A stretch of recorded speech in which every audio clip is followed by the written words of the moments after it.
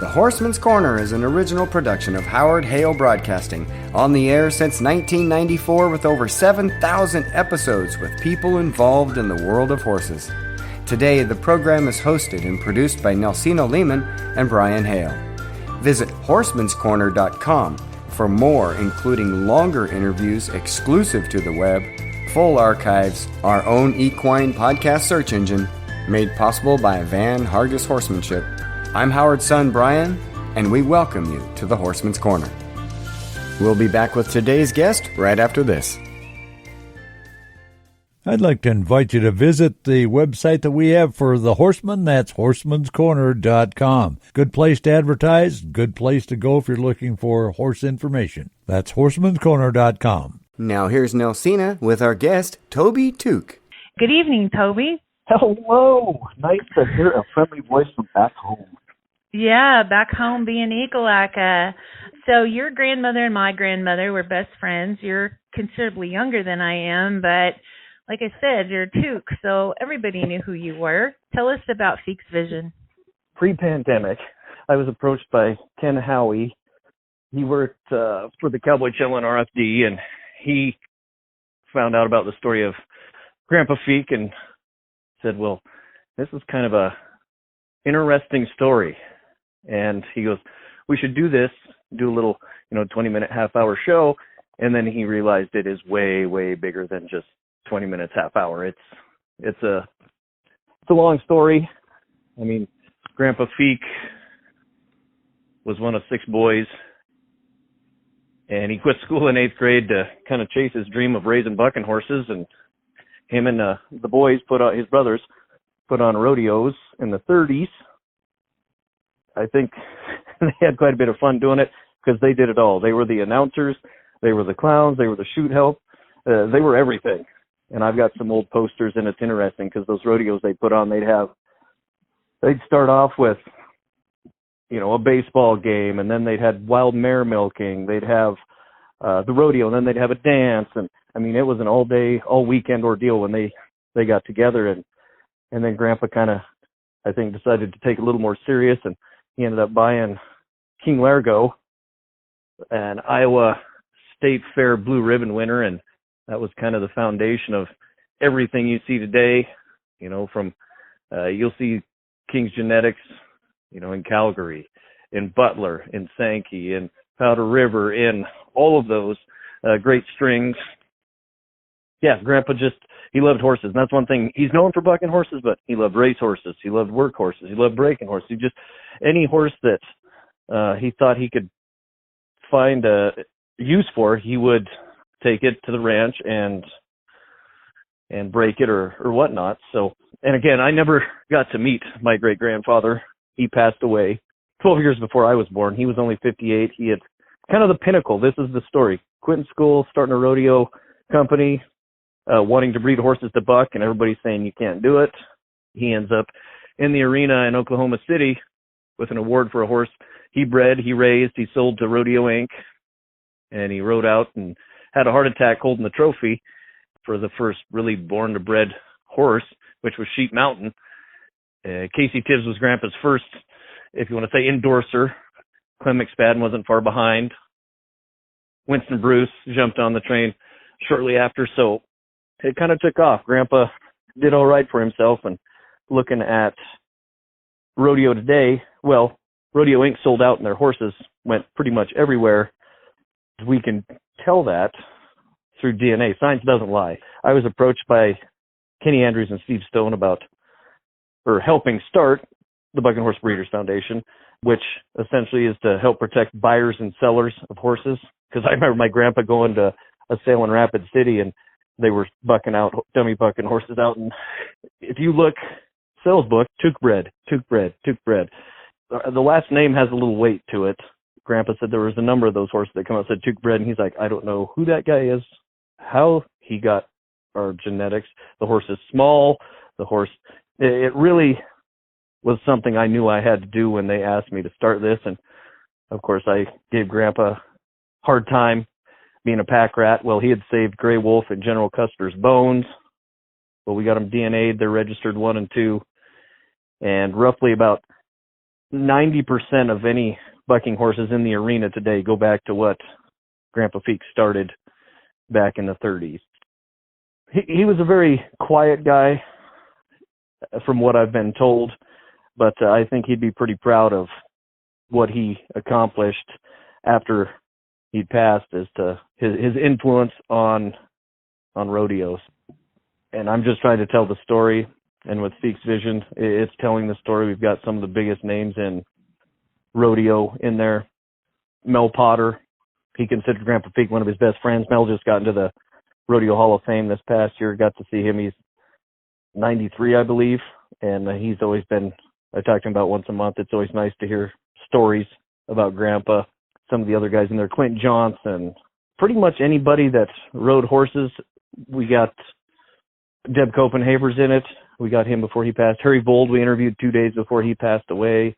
I mean, there's just been an immense support and appreciation from contractors and cowboys across the board. The PRCA is behind us on this documentary. Kent Sermon, the guy running the hall, said, I don't know if there's ever been a film or ever will be a film with this many great cowboys, contractors. Just has been a labor of love. I've been a grunt behind the scenes for Ken, and it's cool to see him work and be able to tell the stories. The thing that sucks is my grandparents, both Ernest and Peggy, both were alive when we started it and have now passed. Really bittersweet that they won't be able to see the documentary. I will definitely tear up a little bit because we've got about 13 hours of my grandpa being interviewed. I haven't got to see it. Ken kind of keeps it under wrap. I'm excited for it to get done and be released for people to know where all these bucking horses come from. And there's a lot of contractors doing this. I've found there's some contractors that want to take all the credit for raising and breeding and doing all theirs, but there's a lot of them that are very appreciative. We are getting close to being done. Max Carl from Grand Funk Railroad, he's doing the sound for it, the project that I'm super excited for, and Ken even got me on camera for a few seconds. So I'm excited, and I hope everybody else is excited. I think both grandpas will be pretty proud for this to get done, and it was always all about the horses for both of them, Feeke and Ernest. It was more of the horses. They definitely are known worldwide. I get contacted on our Facebook page. Guys, they've got seamen from Birches from Lunatic Fringe, Australia. They're over just all around the globe, and it's kind of cool because, again, DNA doesn't lie, and it's neat to see how that spread.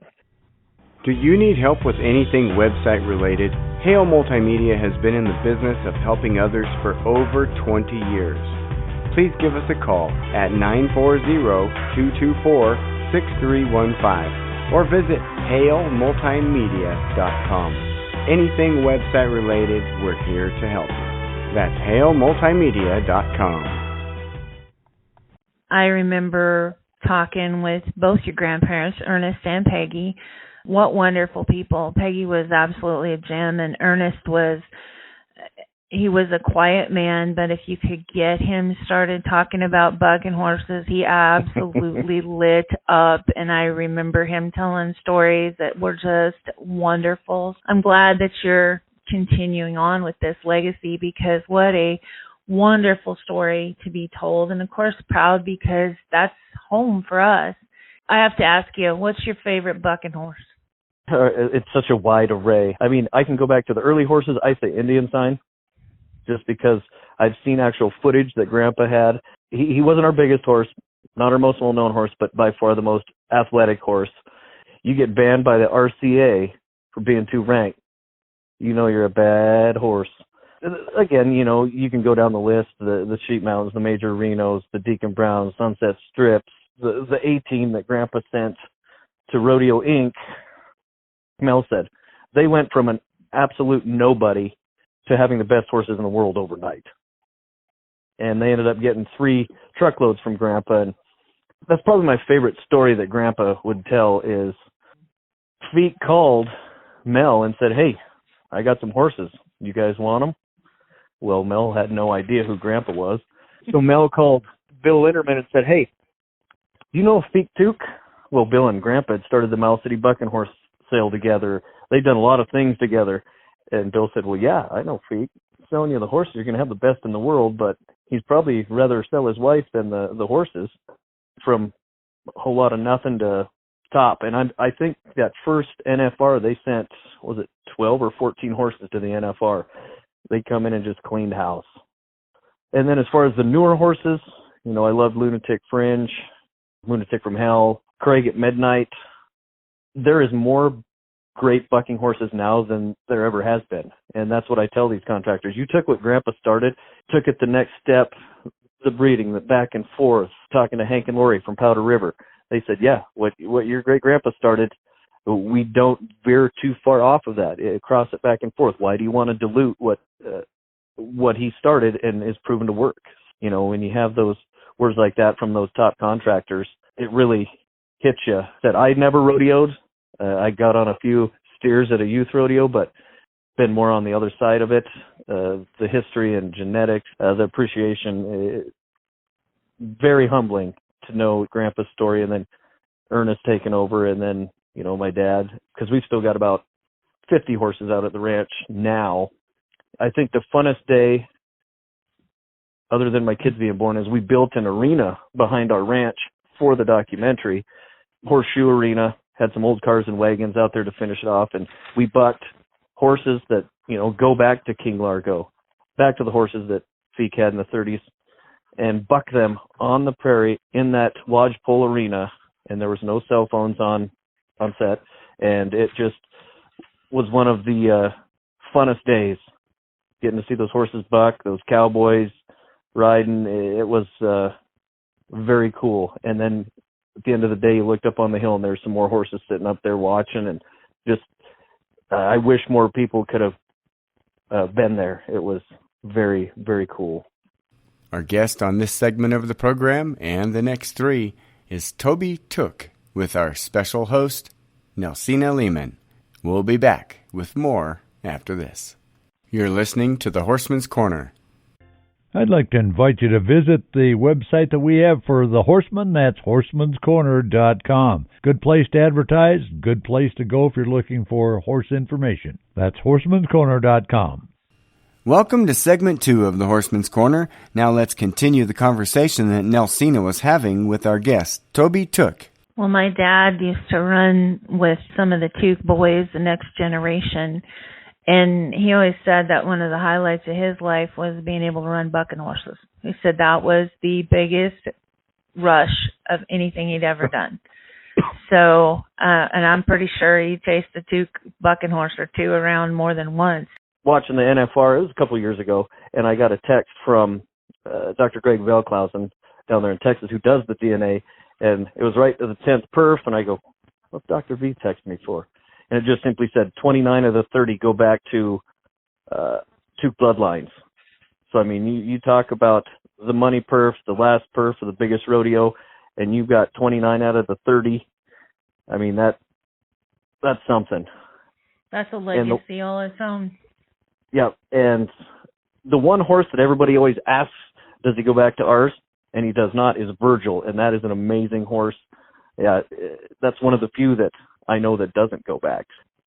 Like you said, the Sankeys, the Sparky, J-Bar J up in Circle, all these guys, and once in a while they'll reach out and go, hey, how does this horse go back? You know, they're looking farther down the line as to when our horses, when we had them back, and just looking at the pedigree, and it just, rodeo is a very cool, close-knit family, and like I said, I never rode, and I do the best I can to carrying on Grandpa Feeke's legacy.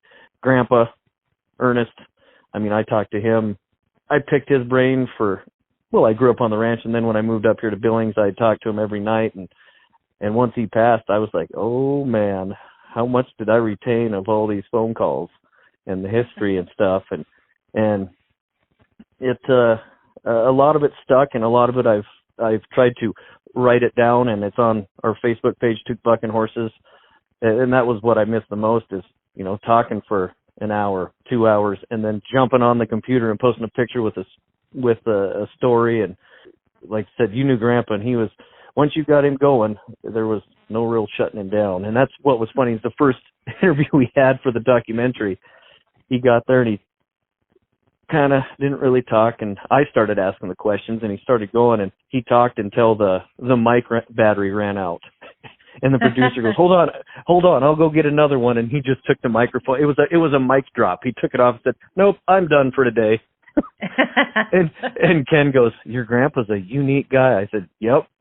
And I said, if you want to get a special side of him, get him in old Brown, the old pickup, and just drive around out in the pasture through the horses and cows. I said, it'll be gold. And Ken did that. And he said that was one of the best interviews. It's just no pressure, driving around his place and talking. And I said, I told you. So you'll get to see some of that footage of Grandpa in the Speaks Vision documentary. Well, your grandpa never got to rodeo because he had polio as a young man. Isn't that right? Yeah, I'll Tarantino it. I'll start from the back and come forward. My grandpa, him and we were tight all growing up, and I'll tell you, when I got the call from my mom that Grandpa wasn't doing well and she said he's not going to make it through the day, jumped in my ride, got to Ekalaka, and he held on for me, and he died holding my hand. And going back and talking to some of the nurses, Grandpa said he never felt like a normal person with his polio. And I was like, man, you're like Superman to me. He rode bulls. He had the highest recorded bull ride in Wyoming history for a long time. And I remember him talking about going to Deadwood and riding. He said, yeah, Dad put on the rodeo, and I showed up, and it was me and the best bull riders in the world. He said, I ended up winning, and I couldn't get home fast enough to buy a 270. He said, I left town, and everybody knew who Ernest Tooke was. And I'm like, oh, whatever. And then, because he only rode until he was 20. And finally, there was one day I asked him, I said, well, why'd you retire? Well, I got on this bull, Bushy Bill of Aliscrinos up in Haber, and I got hung up and hooked me in the ribs. That wasn't an education. I drew the same damn bull in Forsyth the next weekend, did the same damn thing, and I couldn't get home quick enough to hang up my spurs. So that was it. And he said, well, and I realized that it was just easier to raise bucking horses and put on rodeos than it would be. Because Grandpa got his RCA card when he was 14, a dual card, so he could ride and put them on. So I always thought that was kind of cool, putting it on, and there's pictures of him with, putting on rodeos, and there he is riding bulls and with his heroes. And I'm like, that is just nuts. Yeah, it was a life well lived, and that's what more can you ask for? I'd like to invite you to visit the website that we have for the Horseman. That's horsemanscorner.com. There's a lot of information there, some good horses for sale, some sales that are coming up, and some broadcasts and podcasts that you'll really enjoy and use as a learning tool, because it's a great source for the horseman. Good place to advertise, good place to go if you're looking for horse information. That's horsemanscorner.com. Welcome back to the Horseman's Corner. Let's continue with Toby Tooke. I don't know if you know this, knowing Grandpa, but rodeo horses were important to him, but flying was more important to him. And he always said that, flying come first. And I remember flying and checking the bucking horses, and it is such a tool when you are in the rodeo business to be able to fly. And I mean, you look at guys, like Donnie Gay who flies, and I know Mel Potter flying Sherry to all her rodeos. It's just such an asset at the ranch and in that sport, and it's just kind of cool to hear the stories. I think it was Deb Copenhaver talking about flying from one rodeo up here, and it gets you from A to B, and you got to get there, otherwise you're turning out. And Deb said it was a foggy day, we probably shouldn't have been flying, and all I know is we when the fog broke, we were underneath a bridge flying. And he goes, I got on the ground, and I think his exact words were, kissed the ground, and I didn't really want to get back in the plane. But it's just so many stories from these old guys, and I believe that's going to be in some of that stuff will be in the documentary. I mean, we've got not only Tooke history, but there's going to be, I'm hoping, another DVD with rodeo history. And I mean, it's just, I crave it. I love it. Stories that a lot of us don't get to hear. And it's just preserving our sport, preserving, the legacy of great cowboys, great horses, just very, I can't say humbling enough, because I walk into, the PRCA Hall of Fame and people are snagging me saying thank you, and all I mean,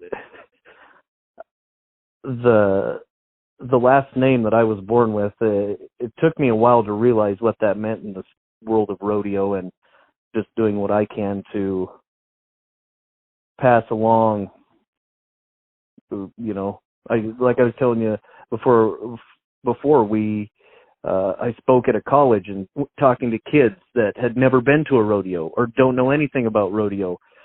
It is very cool to see kids kind of look at you and you're like, at the end of it, hey, yeah, we're going to go to the rodeo and check it out. And it just is very cool to see that younger generation get excited for something that, isn't like an overpaid NBA star or overpaid NFL star, guys that, ranch during the week and then they get to a rodeo and try to make a paycheck. You make a living off of trying to ride a horse or a bull or throwing a loop. Let's take a quick break before we move on to segment number 3. You're listening to the Horseman's Corner. We've produced over 2,500 podcasts during the past year, including the Harvest USA, Daily Ag Markets, the Horseman's Corner, and our fastest-growing podcast, the Cattleman's Corner. This record-setting growth in listenership and, more importantly, downloads means your message could reside permanently on people's computers and phones everywhere when you become a sponsor of these podcasts. Contact us at halemultimedia.com for more information on this opportunity. That's halemultimedia.com. I'd like to invite you to visit the website that we have for the Horseman. That's horsemanscorner.com. There's a lot of information there, some good horses for sale, some sales that are coming up, and some broadcasts and podcasts that you'll really enjoy and use as a learning tool, because it's a great source for the horseman. Good place to advertise, good place to go if you're looking for horse information. That's horsemanscorner.com. The Horseman's Corner is an original production of Howard Hale Broadcasting, on the air since 1994 with over 7,000 episodes with people involved in the world of horses. Today, the program is hosted and produced by Nelseena Lehmann and Brian Hale. Visit horseman'scorner.com for more, including longer interviews exclusive to the web, full archives, our own equine podcast search engine, made possible by Van Hargis Horsemanship. I'm Howard's son, Brian, and we welcome you to the Horseman's Corner. We'll be back with today's guest right after this. I'd like to invite you to visit the website that we have for the Horseman. That's horsemanscorner.com. Good place to advertise, good place to go if you're looking for horse information. That's horsemanscorner.com. Welcome back to segment 3 of the Horseman's Corner, and once again we have a special guest, Toby Tooke. Let's listen in. Well, you're an ambassador to something that I think growing up I took for granted. And the reason I say that is because we lived it. You could go to town, walk down the street, see these people that you knew their names, you knew where they lived, you knew what they did. And it just didn't hit me until I went to the Pro Rodeo Hall of Fame, and I'm walking around this building, and it dawns on me all of the livestock and all of the people that I recognize because of my grandparents and my parents and the bucking horses and all that entire world that seems to be in one small bubble. My grandparents were in Oklahoma City when Feeke passed away, and I know that it was devastating for them. And not just because Feeke was an icon, but because they had lost a friend. And yep. for you to carry this on, I can't tell you how proud I am of you, because I know that this is not for financial gain. No. This is a labor of love. Well, and I go, to the bar back home, going to the doghouse there, and people, I bet you're just raking in the money from this movie. I'm like, I haven't made a damn cent. And the money that we do make, anything we make off that movie, 10% goes back to the museum in Ekalaka. I'm like, I don't want it. I am putting back into home, Oh, and good for you. Thank you. That's wonderful. And they're looking to expand, and there's a big exhibit in there of Tooke artifacts, pictures, coats, awards, saddles. Like you said, we're known for dinosaurs and bucking horses. And the cool part about it is, I mentioned Grandpa had saved the bones to Grey Wolf and General Custer. Nate Carroll had approached me. He goes, well, with technology today, and we can scan those bones. I said, well, we don't have them all. No, if we have someone, we can get the general size. And they want to do a full life-size scan of Grey Wolf and or General Custer and have it in the museum. So I thought that would be kind of cool to see the actual size of those horses, 17 hands weighing a ton, bucking horse in there with all these dinosaurs. Hey, if you got it, flaunt it. That is beyond cool right there. That is wow.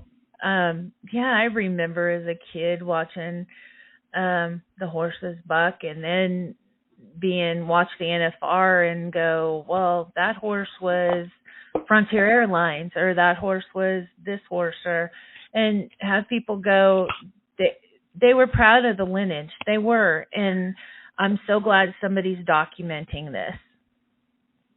Yeah, and it's fun to see, and that was when we were DNAing and Custer, which is one of the greatest breeding stallions of all time. Harry Vold had him and then sold him to, Harry said his biggest regret was selling him to Ike Sankey. That horse has had more world champions come out of it than any other stud. And story goes, Harry, he was trading horses with Grandpa, and he said, hey, I'm going to bring up these 6 mares. I want you to breed them to General Custer. Grandpa said, okay. Brought him up. Well, Custer ran 3 of them off. So Grandpa's like, well, heck, I'll put him with Grey Wolf. Well, he ran 1 of them off. Well, that lone mare Grandpa put with Timberline. Well, they all got bred, loaded them up, and with the DNA, because they exhumed Custer, he was buried on the Sankey place, and they exhumed him, and they're like, this DNA of Custer does not go back to Tooke's General Custer. So I got a call from the BHBA real quick. Hey, what's going on with this? And Ernest had said, oh yeah, that probably, because we've got Custer's bones and we've got Grey Wolf's bones. If he doesn't go back to either of them, it's at a Timberline. So it's cool seeing that, and just again, the BHBA is great for the sport and great for anybody that just loves bucking horses in the history. Because I've had people approach me, hey, I've had a number of people, hey, I've got a horse that goes back to Indian sign, and I let them tell their story. And then I go, well, I hate to break it to you, but Indian sign was a gelding, so I don't know who told you that, but you don't have an offspring of Indian sign. Well, that's kind of what went through my head, too. It's like, I thought he was a gelding. Yep. Whatever floats your boat.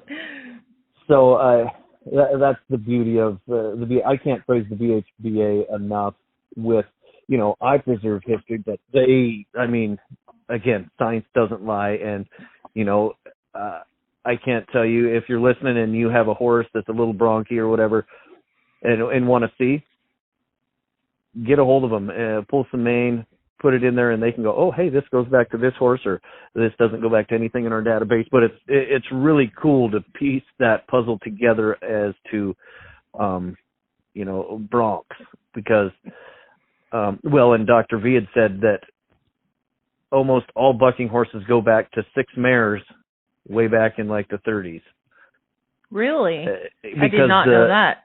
The mare side of it, everybody thinks it's the stud side, but from what Dr. V says, it's the mare side and I guess I think about it now, and Grandpa had talked about, we had a mare that Grandpa called Goldie, and Grandpa's like, we could put her with, General Custer or Prince, horse bucked. We could put her with one of the horses Grandpa used to pull the hay wagon. The colt would buck. So I after, hearing that from Dr. V and talking to Grandpa and stuff, he said that doesn't surprise me, that there's, those handful of mares that are kind of the foundation for everything. So. Well, that's interesting. I know that my grandpa always used to say that different people would say, well, I don't want to ride a mare or whatever. And he is like, where do you think good horses come from? Yep. Yeah. And and that was always what Mel told me, is when Rodeo Inc., most of the horses that they had or got from us, they were geldings or mares, and because I'd quizzed Mel, and I was like, well, did you ever breed any? He's like, no, your grandpa just kept sending us truckloads of great horses, so we didn't breed anything. And Grandpa was telling me about the first time Mel and Jack and John flew out to the ranch, and of course, did you ever know Faye, Uncle Faye? Only through by reputation, we'll say. I heard great stories about him. But Uncle Faye, he was there when the plane landed, and old Jack Brainerd rolled up and said, wish I would have brought a bronc saddle. I would have topped one of these off. And Faye just said, if you could do that, we'll give you the whole ranch. So, and they saddled up to go ride out to look at all the horses with Feeke and Brainerd. Of course, Jack, he was like 5'2". He was just a little guy. And they didn't have enough saddles, so they had Jack in a bronc saddle out there riding through, and they got back to the ranch. And here comes the horse with the bronc saddle, and Jack was not on the horse. So he couldn't even ride the saddle horse, let alone top one off to take the Tooke ranch. So I always thought that was a good story as to Jack, and I got to talk to him and ask him about it. I think Mel and your grandfather embellished that a little bit. Certainly not. Oh, so do they have any prognosis for when the docuseries is going to be done, or the documentary for the Feke's Vision? It is close. I got a rough cut of it. When was that? Week and a half ago. It was the first half of it, and well worth the wait. Seeing all the guys in there. Even we've got pickup men talking about trying to pick up the two horses. Gail Warner, who's a historian, it just is cool. And I had got some footage, old footage. Grandpa had a camera, an old reel-to-reel camera. So I've got a bunch of these horses from back in the 50s and 60s in action, and I've got it put on DVD and digitized, and so we're going to be seeing some of that in there. And I laughed because Grandpa, he would ration them out to me like they were library books. He'd go, well, here's 2. Okay. I'd get those done, and I'd come back and goes, well, here's these 2. Like, why the hell didn't you just give them all to me at one time so I can get them all done? But then after he passed away and Grandma passed away, I'd found all of the cans, and I got them all done. And I watched, there was a lot of those where Ernest was eating the dirt quite a bit, so I'm sure that's why he didn't give me some of those cans. But yeah, we've got some cool artists working on it, some 3D artistry in there.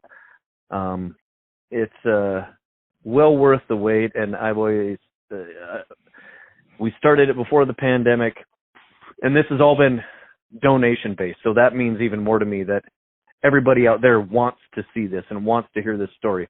By donating money to this project, it means the world to me, because when they told me the price of this, my butt puckered a little bit, and I said, I don't know where are we going to get all that money? And because there's a lot that goes into it, you know, the equipment, the time, the travel, the everything, the editing, you know, paying Max to do music. I reached out to have Sam Elliott do the narration, and that would have really set us back as far as money goes, but I would have loved to have had Sam's voice on there. We haven't given out the name of who we're having for the narrator, but it'll be pretty cool. And again, it is going to be a great, top-notch production, because Ken did the special cowboy moments, the wild rides, and if you've ever seen those, you know the quality of his work. And I know, well, and Ken had a heart attack during the production too, so it I took. remember that. Yep. So I mean, we've had a lot of obstacles thrown at us, and we're going to come out on top, and it's going to be shown everywhere. I know Oklahoma City wants to show it down there at the Hall of Fame. Colorado Springs wants to show it.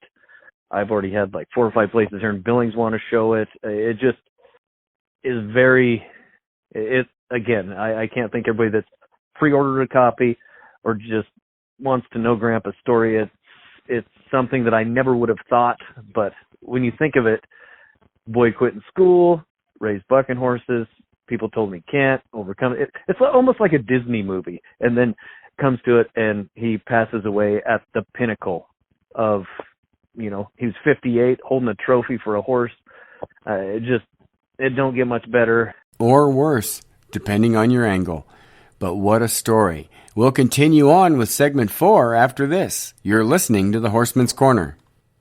I'd like to invite you to visit the website that we have for the Horseman. That's horsemanscorner.com. There's a lot of information there, some good horses for sale, some sales that are coming up, and some broadcasts and podcasts that you'll really enjoy and use as a learning tool, because it's a great source for the horseman. Good place to advertise, good place to go if you're looking for horse information. That's horsemanscorner.com. I'd like to invite you to visit the website that we have for the Horseman. That's horsemanscorner.com. Good place to advertise, good place to go if you're looking for horse information. That's horsemanscorner.com. Welcome to the last segment of our Horseman's Corner program. On segment 4, let's continue. I don't speak enough about, you know, when this whole Feeke division. The one thing that I really wish is we would have done it sooner, so I could have had Thelma on it, because she passed away in 2014, and we started this a few years after that. And I always laugh at Thelma, because she always said that was Feeke's widow. When Grandpa died in '68, Grandma lived by herself across from my grandma. Yep. Your grandma. Yep. And Yep. And they were back and forth across the street. I was back and forth across the street to my best friend's house, and she lived there, and she had that trophy he was holding when he passed away on her living room wall. And she was more than welcoming to when I come over to ask questions about Grandpa and stuff. She was so fun to talk to. And when I asked her about, you know, certain things, you know, how much did Grandpa spend on King Largo? I don't know. His horse business was his horse business. I just got dressed up and went to the rodeos and had fun. I mean, she was a character, and, you know, she got to travel when Grandpa put on rodeos in Chicago, at the old Chicago Stadium, the same stadium that Michael Jordan won, you know, 3 championships in. She got to go to Madison Square Garden, where Grandpa sent horses to Colonel Jim Eskew. I mean, she just got to go along and take it all in, and it just, I remember Ernest telling me that he was the one that answered the phone when Feeke passed away, and that's the one thing he said. I don't know how I'm going to tell Mom, you know. And I've been blessed to have Thelma and Ernest for those many years to pick their brain about a guy I never knew, and I feel like I know him pretty well, you know. And then even talking to some of the cowboys, you know, like Deb Copenhaver saying, you know, over at the match right in Dickinson, going up to Casey Tibbs and telling him, Tibbs, that horse made you look like an old woman. You know, just certain things like that. And Deb, the first time I met Deb, I got tattoos. I had earrings. That was the deal with Grandpa. He goes, if we do this project, you're going to have to do some stuff you don't want to do for the documentary. He said, I'll do it. You take out those stupid earrings. I said, okay, deal done.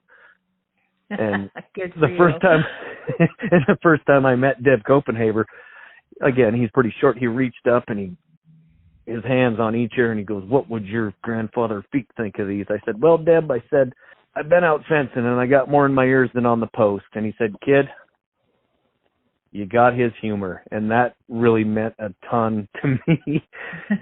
Even though I was just being a wise guy, it just, you know, it's kind of, like I said, cool to have people that knew him and they're like, you got that Tooke humor.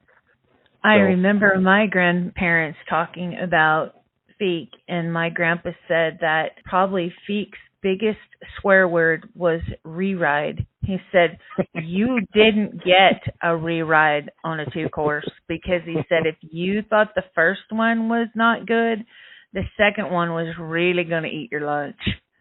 Yep. And Feeke always said that the most important people at a Tooke rodeo were the chute builders, because I've heard of some of those, the older broncs getting run in and, you know, they have to stand there for a little bit. They would just splinter those chutes. So Grandpa took a lot of pride in his horses, but he was the first one to say, you know, if you made a good ride, he's the first one to shake your hand and say good ride. But, you know, if you got dumped, he was going to be the first one there to maybe give you a little poke. So, and I know at Ernest, it always irked him because, you know, we put on the rodeos in, you know, Mouse City and Baker and Glendive, and I've got the scorecards in my office from some of those in Glendive where they would do 2 perfs, a Friday, Saturday perf.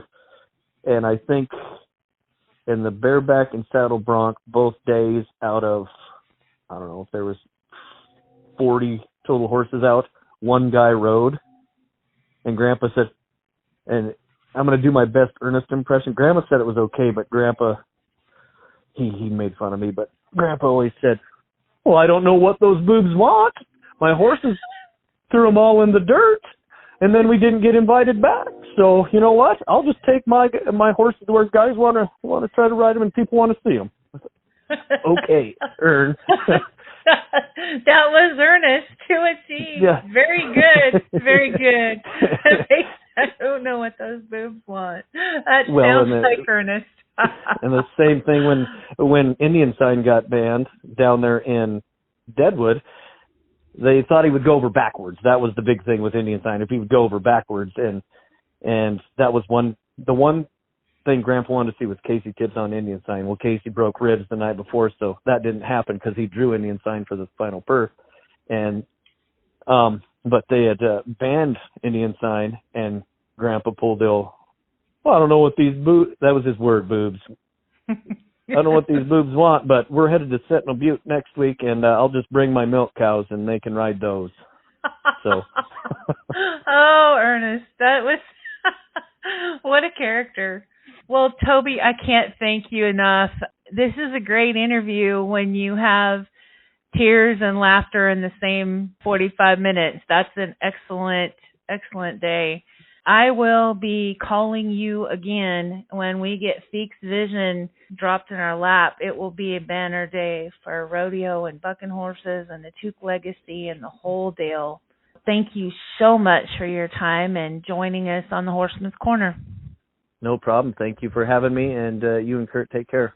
We've produced over 2,500 podcasts during the past year, including the Harvest USA, Daily Ag Markets, the Horseman's Corner, and our fastest-growing podcast, the Cattleman's Corner. This record-setting growth in listenership and, more importantly, downloads means your message could reside permanently on people's computers and phones everywhere when you become a sponsor of these podcasts.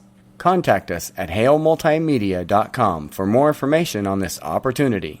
That's halemultimedia.com.